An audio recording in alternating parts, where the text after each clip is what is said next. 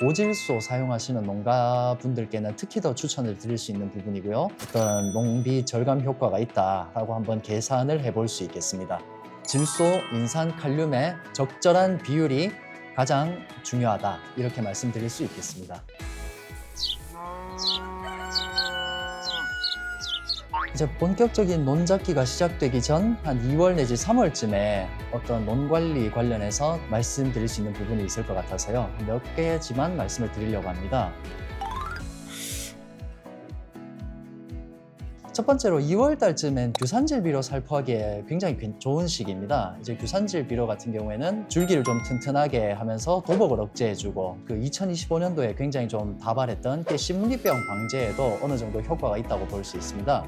매년 해주실 필요는 없고 한 3년에 한 번 정도 하시는 걸 이제 권장을 드립니다. 일반적으로 이제 나오는 규산질 비료 같은 경우에는 속도가 상당히 느린 비료이기 때문에 좀 미리미리 시비를 해서 땅속에 이제 혼화해 놓을 필요가 있습니다. 그래서 본격적으로 모내기를 하기 전에 이제 한 달 내지는 그 이상 전에 규산질 비료를 이제 시비를 해 놓으시는 것을 좀 추천을 드리고 싶습니다.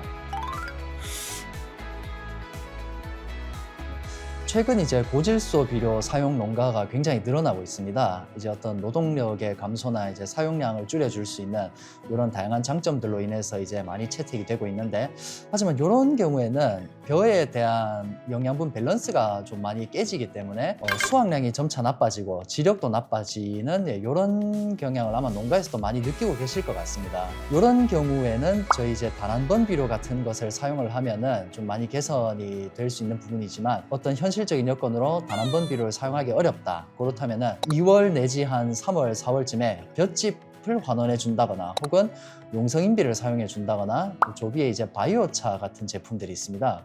이런 제품들을 이제 작기 시작하기 전에 살포를 해서 토양에 혼화 처리를 해주시면 이제 큰 도움이 된다고 한번 말씀을 드릴 수 있겠습니다. 또 이런 걸 이제 뿌려주는 걸로 끝내지 말고 뿌려주고 한번 경운, 깊이가리 정도 해주시는 것까지 한번 추천을 드리는데요. 이런 거는 4월 중순 전까지만 해주시면 이제 충분하다, 그렇게 한번 말씀을 드릴 수 있겠습니다. 만약에 겨울철에 하시는 경우에는 이제 논바닥 밑에 있는 토양 전염성 병원균 같은 것들을 저온 조건에 노출을 시켜서 그런 병해 억제에도 좀 도움이 된다, 이렇게 한번 말씀을 드릴 수 있겠고요. 이게 이제 농촌진흥청에서 공개해 놓은 자료에 따르면 한 1톤 정도의 볏짚을 환원하게 되면은 질소 한 7에서 10kg, 인산 10kg, 칼륨 한 34kg, 규산은 최소 100에서 최대한 500kg 정도, 유기물도 한 300에서 350kg 정도, 생각보다 굉장히 많은 양의 영양분을 이제 환원을 해줄 수 있습니다. 그래서 이런 건 이제 말씀드렸다시피 고질소 사용하시는 농가분들께는 특히 더 추천을 드릴 수 있는 부분이고요.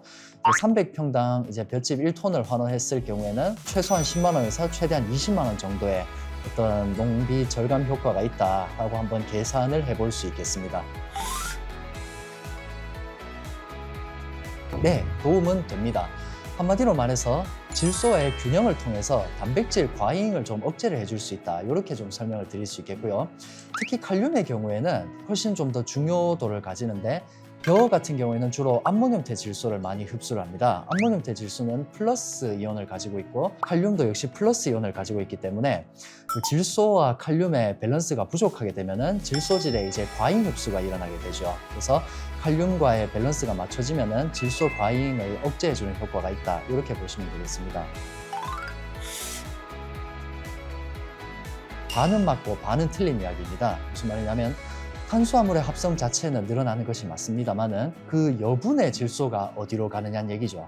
여분의 질소질 같은 경우에는 아미노산과 단백질의 구성 성분으로 이렇게 탄수화물을 만드는데 전부 다 쓰이는 것이 아니라 과잉되면은 그것이 단백질로 바뀌어서 전부 알곡으로 흡수가 되게 됩니다. 그래서 결과적으로는 탄수화물도 많이 생기지만 단백질도 덩달아 많이 생겨서 벼의 어떤 최적인 탄수화물과 단백질의 비율이 깨지게 된다는 것이죠. 그래서 이제 고질소를 주면은 수확량이 늘어나지만 어떤 단백질 함량이 올라감으로써 미질도 같이 떨어진다, 그렇게 좀 이해를 하시면 되겠습니다.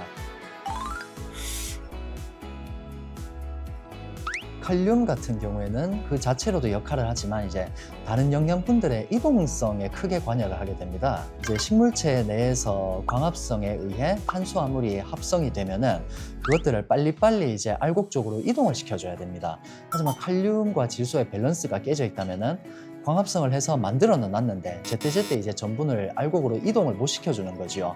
그래서 이제 알곡에는 탄수화물이 맺히지 못하고 과잉 질소로 인해 단백질이 많이 늘어나게 되는 어떤 그러한 악영향을 미치게 됩니다.